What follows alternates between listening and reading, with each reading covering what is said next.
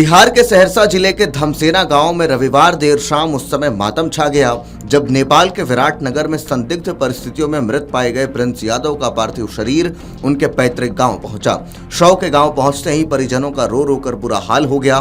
पूरे गांव में शोक की लहर दौड़ गई और बड़ी संख्या में ग्रामीण, रिश्तेदार और शुभचिंतक अंतिम दर्शन के लिए उनके घर पहुंचने लगे। हर किसी के मन में एक ही सवाल है, आखिर प्रिंस यादव की मौत किन परिस्थितियों में हुई और इसके पीछे की सच्चाई क्या है। प्रिंस यादव पटना के चर्चित ज्ञान बिंदु एकेडमी के संस्थापक और शिक्षक रोशन आनंद के भाई थे।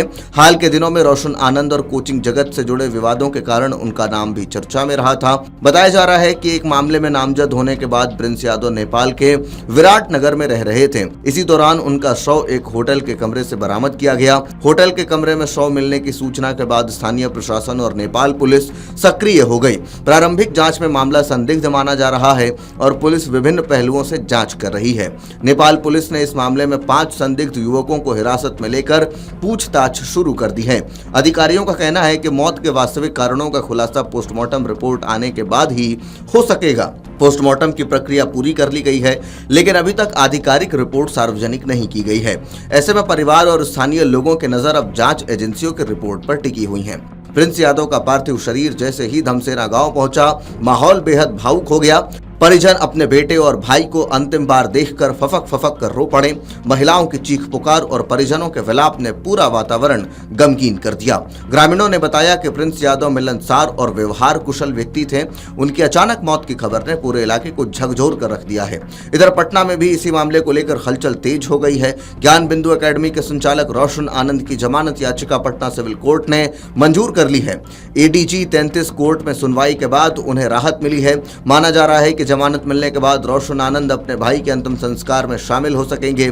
परिवार के लिए यह राहत की बात मानी जा रही है, क्योंकि इस कठिन समय में परिवार अपने सदस्य की उपस्थिति चाहता था।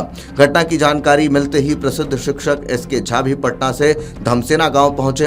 उन्होंने प्रिंस यादव की मौत पर गहरा दुख व्यक्त किया और इसे बेहद गंभीर मामला बताया। एसके झा ने कहा कि यह केवल एक परिवार का नहीं बल्कि पूरे समाज का मामला है।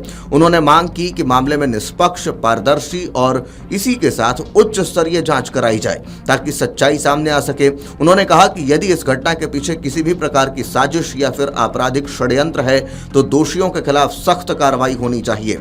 एसके झा ने रोशन आनंद और फैजल खान विवाद से जुड़े घटनाक्रमों का भी उल्लेख किया। उन्होंने कहा कि हाल के दिनों में जिस तरह से कोचिंग जगत विवादों और टकरावों के केंद्र में रहा है, यह चिंताजनक है। उनका मानना है कि प्रशासन को निष्पक्षता के साथ सभी मामलों की जांच करनी चाहिए ताकि किसी निर्दोष को नुकसान न पहुंचे और दोषियों को सजा मिल सके।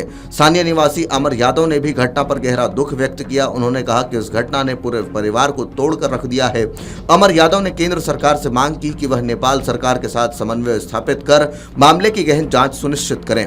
उनका कहना है कि जब तक मौत के कारणों का स्पष्ट खुलासा नहीं होता तब तक परिवार को न्याय नहीं मिल पाएगा। फिलहाल धमसेना गांव में शोक का माहौल है। लोग लगातार प्रिंस यादव के घर पहुंचकर परिवार को सांत्वना दे रहे हैं। वहीं दूसरी ओर जांच एजेंसियां मामले की हर पहलू से पड़ताल कर रही हैं। पोस्टमार्टम रिपोर्ट और नेपाल पुलिस की जांच के नतीजे आने के बाद ही यह स्पष्ट हो पाएगा कि प्रिंस यादव की मौत एक दुर्घटना थी, आत्महत्या थी या फिर इसके पीछे कोई आपराधिक साजिश छिपी हुई है। पूरे मामले पर बिहार और नेपाल दोनों जगहों पर लोगों की नजर फिलहाल बनी हुई है। देखिए, सुबह सुबह हम लोग को सोशल मीडिया के थ्रू जानकारी मिली जो प्रिंस की जो है नेपाल में संदिग्ध अवस्था में होटल में मृत पाया गया है। परिवार वाले कहाँ गए हैं? कौन कौन गए थे? यहाँ से हम लोग का भाई गए हैं, प्रिंस का चचा लोग भी गए हैं, गांव का गए हैं और रिलेशन का भी बहुत सारे लोग गए हैं नेपाल के लिए। कहाँ? नेपाल विराटनगर। क्या लगता है ये घटना? देखिए, ये तो अभी जांच की विषय है। जब तक हम लोग को पूरी जानकारी नहीं प्राप्त होती है इस पर कैसे कुछ हम बोल सकते हैं। नहीं, मौत अगर हो जाती है जी, तो क्या लग रहा है आपको, किसका हाथ हो सकता है? ये तो जांच की विषय है। साजिश अभी किसी पर करना, अभी 5 जो धाराएं हैं साथ में, उसकी जांच की पुष्टि आने दीजिए। इसके बाद जो है पोस्टमार्टम रिपोर्ट है, वहाँ पर होटल में किस तरह से किया गया, सीसी कैमरा फुटेज से भी इसका निकाला जाएगा। सारे बिंदु को आने के बाद ही इस पर हम कुछ बोल सकते हैं। क्या नाम है आपका? मेरा नाम हुआ संतोष कुमार, सोहरिया पश्चिम पैक्स पंचायत का पैक्स अध्यक्ष वर्तमान में। कौन है आपका? मेरा भतीजा है।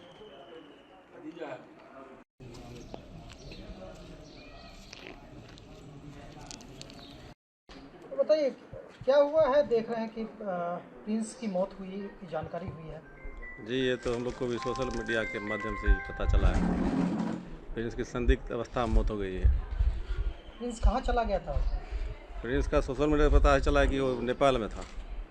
कैसे मौत हो गई उसकी? ये अभी जानकारी हमको नहीं है, ये तो जांच का विषय है। लेकिन उसका जो गोली कांड हुआ फैजल खान के द्वारा, उस पर जो फायर किया गया, इसके विरुद्ध में जो केस किया गया, इस डर से भाग गया था नेपाल, फर्जी केस की वजह से नेपाल में ही था, जो पता चला है सोशल मीडिया से।